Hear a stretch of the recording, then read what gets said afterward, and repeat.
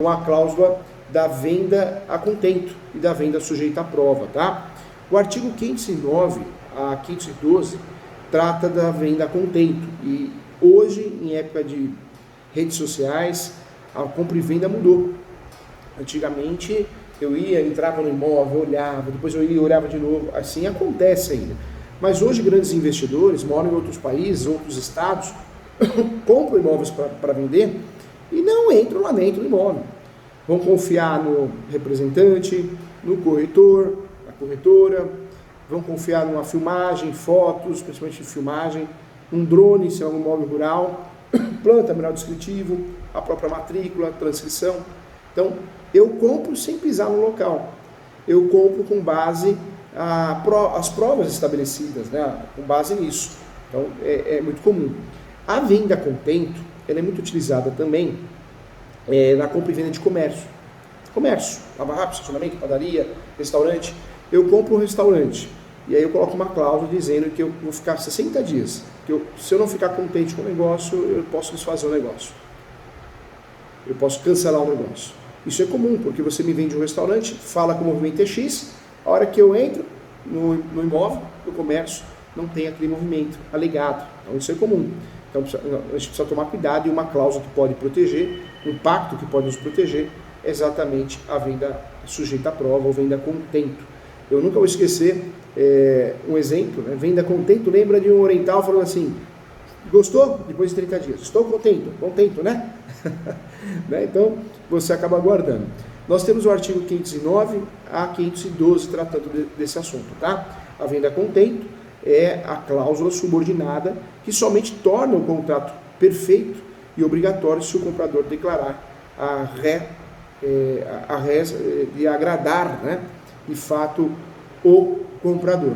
Sendo assim, a venda adquire a condição suspensiva, não aperfeiçoa no negócio enquanto não houver a declaração do comprador, ainda que a coisa tenha sido entregue. Geralmente, essa cláusula é utilizada nas negociações de gêneros alimentícios e bebidas. Então, também é muito utilizado nesse sentido, também além dos comércios. Também a venda sujeita à prova, presume-se, gente, que é feita sob a condição suspensiva de que a coisa tenha as qualidades, né, asseguradas pelo vendedor e não seja idônea para fim de que se destina. Quer seja, o comprador se assegura no uso da coisa para saber se satisfaz ao seu fim, satisfaz ou não, tá? Em ambos os casos, as obrigações do comprador, e isso é importante a gente falar sempre, que recebeu, né, sob a condição suspensiva, a coisa comprada são as de mera comodatário, enquanto não se manifesta aceitá-la, né? Trata-se assim de uma exceção à condição protativista prevista no 122 do Código Civil, que diz, né, o artigo 122 do Código Civil esclarece muito bem que são listas em geral todas as condições não contrárias à lei, à ordem pública, aos bons costumes, entre as condições defesas que se incluem as que privarem, né, de todo efeito o negócio jurídico ou se sujeitarem ao puro arbítrio de uma das partes. Se o vendedor não se manifestar no prazo acordado, presume-se perfeita a coisa, tá? Então a gente coloca uma cláusula de venda a contento, 30 dias, não se manifestou, presume-se que está perfeita a coisa, definitiva a venda, ok? Esse é o entendimento majoritário. No entanto, não tendo o vendedor estipulado prazo para a declaração do comprador, terá que intimá-lo para que declare seu aceite em prazo improrrogável. Por isso, está vendo como é perigoso você não saber fazer contrato, não estudar? Você não coloca prazo. Você complicou o seu cliente, se o seu cliente é o vendedor. Então, o ideal é colocar prazo, porque se o comprador não se manifestar, naquele prazo, 30 dias, 60 dias, a transação foi feita, definitiva. A coisa foi feita de forma perfeita. Então, olha como é importante você entender os adjetos, os pactos adjetos, os adjetos especiais. Faz toda a diferença, né? Faz toda a diferença para que possamos atuar muito bem ajudando o nosso cliente, tá bom? Vamos lá, acorda aí, tá cedo, mas é bom, né? É gostoso aí estudar cedinho.